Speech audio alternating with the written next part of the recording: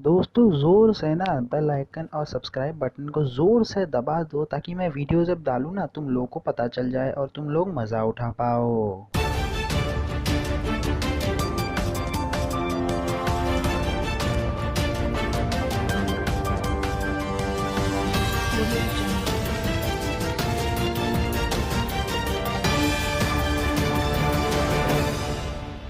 नमस्कार, मेरा नाम तापस है और मैं आपका बहुत बहुत स्वागत करता हूँ और आ गया हूँ सुनाने आपको दास्तान टेक की इसी नए टेक खबर के एपिसोड में। तो खैर फिलहाल आगे बढ़ते हैं इस वीडियो में क्योंकि इस वीडियो की शुरुआत अब होती है।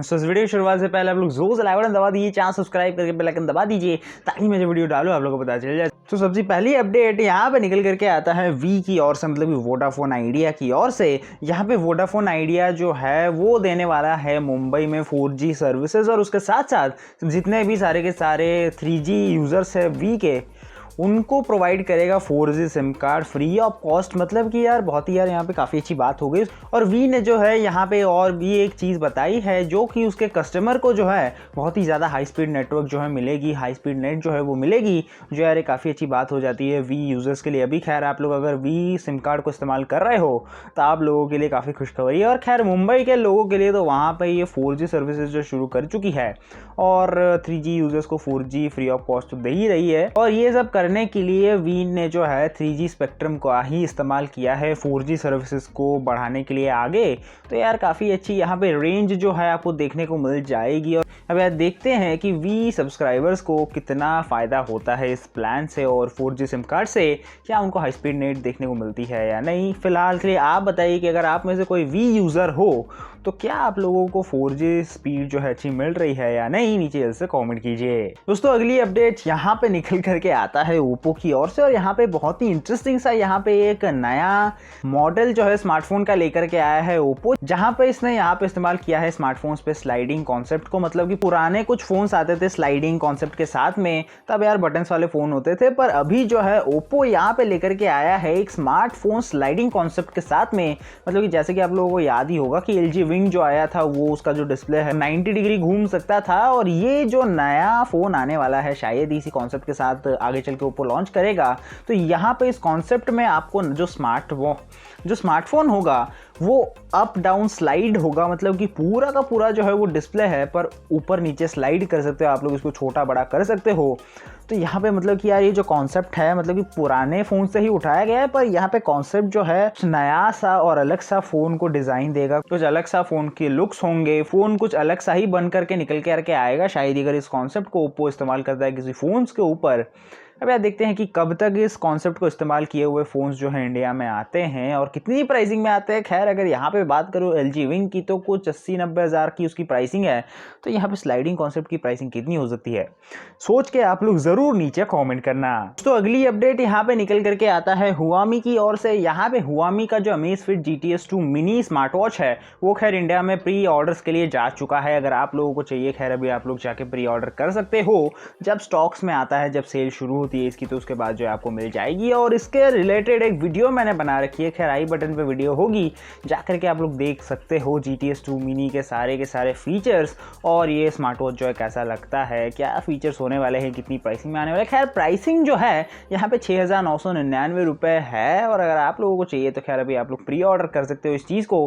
फ्लिपकार्ट, अमेजॉन जैसे बहुत सारी जगहों पे आप लोगों को ये प्री ऑर्डर्स पे दिखेगा, आगे चल के जब स्टॉक्स आते हैं मतलब कि सेल पे जाता है तो आप लोगों को मिल जाएगा। खैर उसके बाद अगर आप लोग इस वीडियो को देख रहे हो तो ज़रूर बताना कि आपको GTS Mini 2 कैसा लगा। दोस्तों अगली अपडेट यहाँ पे निकल करके आ जाता है MI की ओर से। यहाँ पे Xiaomi के जो CEO है उन्होंने यहाँ पे बता दिया है कि Xiaomi Mi 11 जो बहुत जल्द खैर दिसंबर 28 को चाइना में लॉन्च होगी, उसमें आपको चार्जर जो है वो देखने को नहीं मिलेगी। तो अगर आप लोग MI यूज़र्स नहीं हो, आप लोगों के पास वो चार्जर MI Type-C चार्जर जो होता है वो अगर आपके पास पहले से नहीं है तो आप लोग जो है यहाँ पे आपको दुविधा हो सकती है। मतलब कि अभी खैर ये इंडिया में लॉन्च नहीं हुई है पर शायद ही इंडिया में भी ये बिना चार्जर का ही लॉन्च हो। Mi 11 जो है चाइना में लॉन्च हो रहा है बिना चार्जर के। तो शायद इंडिया में भी उसी तरीके से लॉन्च होगा।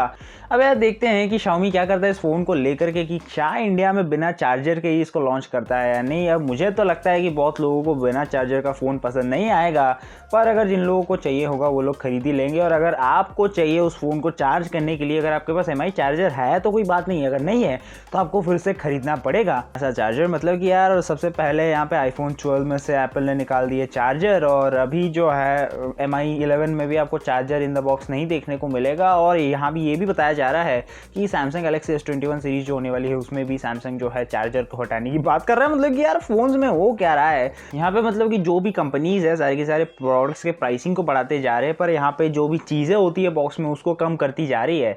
तो यहाँ पे यार धीरे धीरे लगता है कि बॉक्स में सिर्फ वो फ़ोन आएगा, उसके साथ एक स्क्रैच गार्ड या फिर उसका यूज़र मैनुअल भी शायद ही ना दे। थोड़ा सा ज़्यादा हम लोग सोच रहे हैं, पर फिर भी यूज़र मैनुअल रहेगा और बहुत सारी जो चीज़ें हैं धीरे धीरे करके शायद ही स्मार्टफोन बॉक्सेस में आना बंद हो जाएंगे और आपको अलग से ख़रीदना पड़ेगा।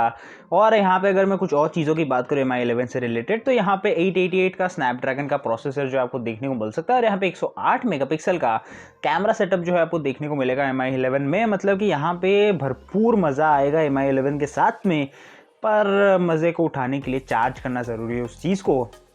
तो यार यहाँ पे चार्जर जो है वो नहीं दिया जा रहा है, जो यार काफ़ी डिसअपॉइंटिंग चीज़ हो जाती है।